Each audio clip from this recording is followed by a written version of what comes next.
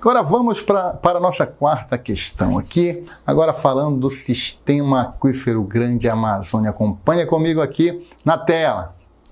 O Sistema Aquífero Grande Amazônia, o SAGA, que antes era denominado de Alter do Chão, compreende as bacias do Marajó, Amazonas, Solimões e Acre, todas na região amazônica, chegando até bacias subandinas, como é retratado na imagem abaixo.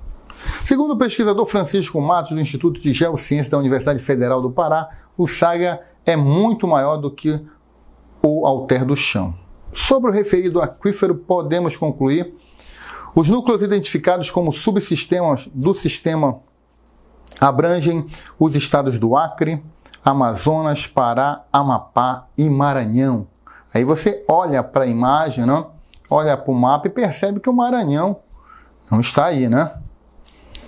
Então você percebe aí que essa informação ela distorce dessa área de abrangência do SAGA. Uma das vantagens do aquífero é a localização em terrenos cristalinos de fácil perfuração para uma futura exploração econômica de grande escala. C. O aquífero localiza-se em área com baixa densidade demográfica, cuja exploração se dá através do abastecimento de diversas cidades amazônicas. Então você percebe aí que essa porção mais ocidental da Amazônia, aí do Amazonas principalmente, é uma área de baixa densidade. E que esses aquíferos são utilizados aí para a exploração dessas cidades, né? Das cidades que estão localizadas nessa área, cidades ribeirinhas, muitas delas. D. O aquífero estabelece uma relação com as águas superficiais, sendo fonte de recurso não renovável. Aí fica a dica, né? É um recurso renovável. O subsistema do Marajó corresponde ao menor volume de água na reserva. E o subsistema do Solimões, a menor área territorial, com cerca de 25.950 km². Então aí você vai para o mapa, né? E olha a reserva aí em vermelho do Marajó e você percebe que não é a menor, é a maior. Então, nesse item, nessa questão aí, você percebe que é um diálogo entre os seus conhecimentos e a interpretação do mapa, que é essencial para você mandar bem na resolução dessas questões. Então, gabarito, letra C, né? O aquífero localiza em área com baixa densidade demográfica, cuja exploração se dá através do abastecimento de diversas cidades amazônicas, né? Então, vamos para o próximo tema. Aí, questão agrária na Amazônia, um tema muito polêmico, e o próprio mapa dos conflitos no campo no Brasil destaca a Amazônia, principalmente o estado do Pará, ali na tríplice fronteira entre Tocantins, Pará e Maranhão, onde você encontra a famosa terra conhecida como Bico do Papagaio, uma área de fortes conflitos, de inúmeras mortes no campo. Vamos para o item agora, vamos para a questão. Interprete o mapa ao lado, com base no mesmo é verdadeiro afirmar que, letra A, os conflitos pela posse da terra ocorrem em todas as regiões brasileiras, sendo, porém, inexpressivos na Amazônia, e você olha para o mapa, né, e já elimina essa alternativa, né? Aí, principalmente devido à baixa densidade demográfica que a mesma apresenta, o que torna mais fácil o acesso à terra pelos trabalhadores rurais, né? Então, aí poderia ser assim, mas não é. Apesar dessa densidade ser baixa na Amazônia, mas a terra está apropriada pelo grande capital, aí, pelo agronegócio. E muitos desses que já viviam aí foram expulsos das suas terras, né? Terras essas que cada vez mais estão concentradas na mão de uma minoria. Então os conflitos na Amazônia vão envolver vários personagens, destacando povos indígenas, destacando aí mulheres quebradeiras de coco de babaçu, destacando aí os seringueiros, né, os trabalhadores rurais, os povos quilombolas. Então você vai ter aí conflitos desses povos tradicionais com os novos atores, que vão chegar principalmente a partir da década de 50, incentivados aí pelo Estado, né? Na lógica do integrar para não entregar. Ou seja, a Amazônia ela se torna uma área fornecedora de matéria-prima para a indústria do Sudeste e do Sul do Brasil. E vão ocorrer conflitos entre esses povos, né, e esses novos atores. B, na região Centro-Sul, especialmente no estado do Mato Grosso, e aí tem que conhecer um pouquinho aí da geografia brasileira, né? Então você sabe que o Mato Grosso, os conflitos fundiários apresentam uma baixa proporção, fato associado à estrutura minifundiária. Aí o Mato Grosso é um dos estados, né, da federação que tem o agronegócio muito forte, principalmente de soja, a pecuária bovina, assim como estados aí da região norte, né? E parte desse estado aí do Mato Grosso está inserido na Amazônia, né? E uma parte bem fraca, né, está inserido aí no Centro-Sul. Mas grande parte aí, o Mato Grosso, ele é um estado aí da Amazônia, né? Ele é um estado aí que faz parte da Amazônia Legal, né? Juntamente aí com o Maranhão, né? Mas na classificação aí do IBGE faz parte do Centro-Oeste, tá? E o Centro-Sul brasileiro ele vai englobar parte do estado do Mato Grosso. Mas aí essa estrutura minifundiária é de se chamar a atenção na medida em que o Brasil ele tem uma estrutura fundiária concentrada, o latifúndio ele predomina, na Amazônia aí não é diferente, né? Então, com exceção do sul do Brasil, o restante do país, essa estrutura do latifúndio da grande propriedade predomina. E uma dica que eu gostaria de destacar para vocês aí é: falou bem, geralmente está errado. Tá? Por quê? Porque quando se fala no campo brasileiro, o bem que se pode falar no setor agrícola. Na questão agrária são conflitos, né? É a violência no campo, é a concentração de terra. Então fica atento para isso na hora da tua prova.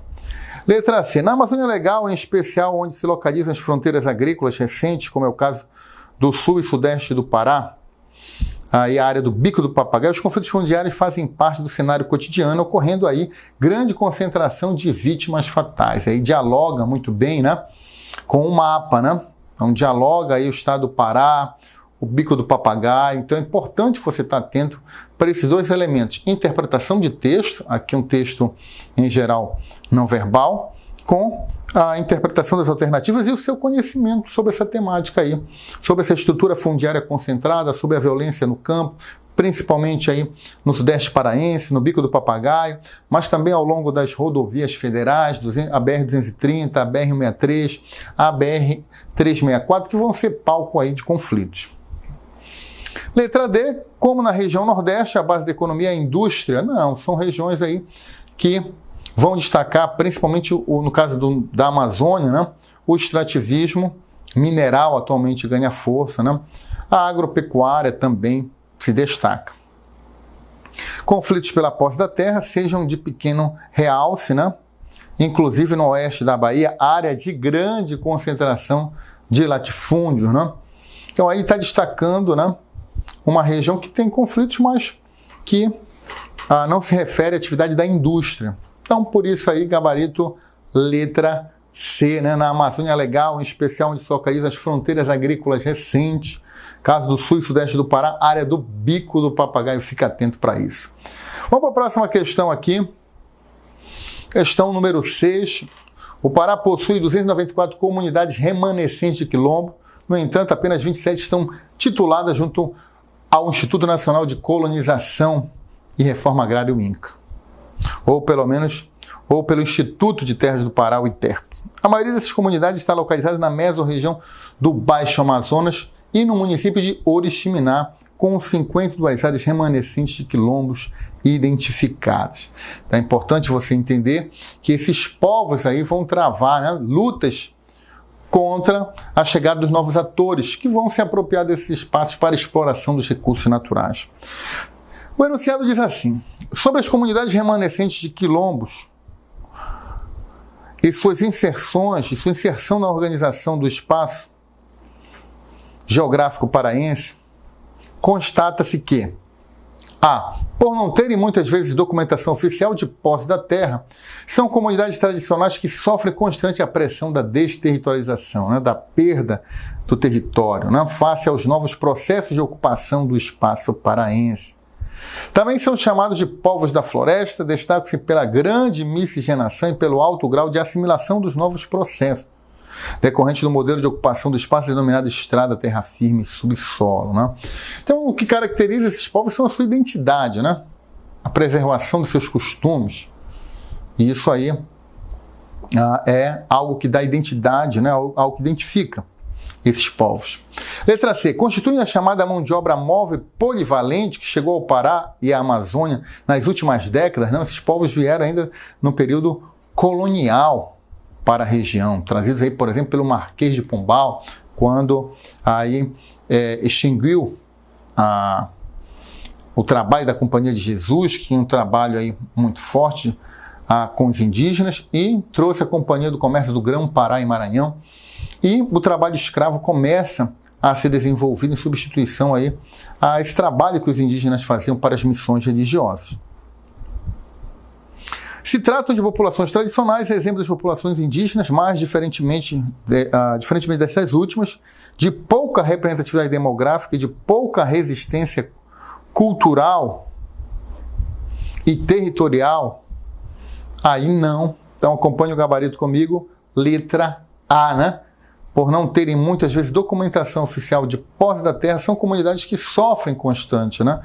Pressão de desterritorialização. A grilagem, por exemplo, ela é uma prática muito comum historicamente na Amazônia. A grilagem é a falsificação de títulos de terra, né? Então hoje você tem uma grande área na Amazônia, em especial no Pará, griladas. Bem, agora entramos no nosso tema 4, nosso último tema, exploração das riquezas minerais. E quando se fala em riqueza mineral, o estado do Pará é recheado delas. Em especial o Carajás, o Baixo Amazonas, o Tapajós, vão marcar presença aí. Também o Nordeste paraense, você vai ter também aí em alguns municípios que vão marcar essa exploração. E aí quando eu falo nesses projetos, eu gostaria de destacar alguns deles, em especial aí o Programa Grande Carajás, o maior projeto de exploração mineral da Amazônia, aí na famosa Serra dos Carajás, uma região de grande concentração, a maior província mineral do planeta, e aí que coloca o Pará como o maior produtor de ferro do Brasil. Esse minério, assim como grande parte das matérias-primas, dos recursos naturais da Amazônia, vão para exportação. E aí, principalmente, a China ganha destaque, mas também a Noruega, mas também os Estados Unidos, o Japão, que recebem essa matéria-prima amazônica. E aí, na imagem, você vê a área, né, desse programa Grande Carajás, destacando principalmente a Amazônia Oriental, aí destacando a parte oriental do Pará, a parte ocidental do Maranhão e o norte do Tocantins. Então você tem a região de Carajás, onde você tem o projeto Ferro Carajás, mais recentemente outros projetos de exploração de cobre, níquel, bauxita, né? Ouro, e principalmente o projeto S11D. Não esquece esse projeto aí, que é o maior projeto de exploração mineral, onde você tem a maior mina a céu aberto, o maior complexo de exploração mineral, 90 milhões de toneladas de ferro são exportadas, são escoadas ali anualmente, construindo um novo ramal ferroviário até a ferrovia Carajás, em Paraupebas, e de lá segue em direção a São Luís, ao porto de Itaqui, no Maranhão. Aí você pode perceber na imagem, né, os trilhos da ferrovia que escoa essa produção mineral, as fábricas da Albras Alunorte, que transformam a bauxita vindo de Oriximiná, mas também vindo de Paragominas, né, que é também um polo de exploração de bauxita, né? Bem, o Porto de Vila do Conde ele se destaca como um porto estratégico no Pará também, porque escoa essa produção aí da Albras Alunorte. Em Oriximiná, o projeto Trombetas, também tem um outro lá de bauxita, o Juruti. Essa região do Baixo Amazonas, aí no noroeste do estado do Pará, ela se destaca com a maior concentração de bauxita do Brasil, uma das maiores do mundo, né? Então, o estado do Pará ele é recheado de riquezas minerais, aí o Tapajós aí com o ouro de aluvião, aquele ouro que é extraído do leito do rio, né? Então o estado do Pará é um estado que tem essa grande potencialidade e se destaca na produção mineral amazônica e brasileira. Então vamos para a questão agora. Não podemos esquecer também dos impactos, né? Aí o desmatamento ao longo principalmente da ferrovia, com a migração, aquela área de Carajás do Sudeste Paraense vai ser profundamente transformada. Aí 80% da região já foi destruída, os seus recursos naturais. Inclusive essa área ela faz parte, né, do arco do desflorestamento, do desmatamento que vem lá de Rondônia, passa pelo Mato Grosso ali, sul do Amazonas, sudeste paraense, pegando o norte do Tocantins e do Maranhão. Então, a figura que trata da dinâmica da atividade industrial no contexto geográfico apresentado destaca o desenvolvimento econômico da cidade da zona costeira amazônica, especialmente do eixo Belém-São Luís, gente. B. O fluxo de mão de obra em direção ao sul do estado do Pará, que é atraída pela oferta de trabalho em projetos de geração de energia. A infraestrutura disponível para viabilizar a exploração mineral e a circulação da produção mineral, né? Então aí você vê ferrovia, você vê aí usina hidrelétrica, aí você vê fábricas, né, portos, então toda uma infraestrutura para viabilizar essa exploração. Aí o programa Carajás, Grande Carajás é isso, né? E possibilitar a circulação da produção mineral cada vez mais rápido para atender os mercados em expansão da China, principalmente. Letra D, a articulação entre as cidades que são polos da cadeia produtiva da agroindústria nos estados do Pará e Maranhão. Projetos agropecuários de assentamento agrícola estimulado pela Sudam para atrair a população nordestina. Então, aqui melhor responde, né, esse mapa de Carajás, do Vale do Trombetas, aí, do programa Grande Carajás, que trabalha esse tema aí, exploração mineral na Amazônia, é a letra C, né? Infraestrutura disponível para viabilizar a exploração, a transformação e a circulação da produção mineral. E aí, finalizando a nossa primeira parte da revisão, aí a questão número 8. Também trabalhando esse projeto, a Carajás, projeto de exploração de ferro ali da Serra dos Carajás. Antigamente fazia parte exclusivamente do município de Marabá, mas com a migração e movimento emancipatório, criaram o município de Paraopebas. E de lá, essa produção que é extraída é levada por aí aproximadamente 900 quilômetros até o Porto de São Luís, no Maranhão. Então, a partir da análise do texto e mapa ao lado apresentado, né, conclui-se que os grandes projetos que são empreendimentos econômicos voltados para a exploração dos recursos naturais da Amazônia, no qual o projeto Carajás é um exemplo. Muito bem. A letra B, esses empreendimentos pouco alteraram a paisagem da região, gerando um número reduzido de impactos socioambientais, mais uma vez reforça a questão de falar bem, geralmente está errado, né? Geralmente aí você tem grandes transformações, impactos, conflitos. Então a ocupação da Amazônia, essa exploração, ela se deu de forma bastante conflituosa.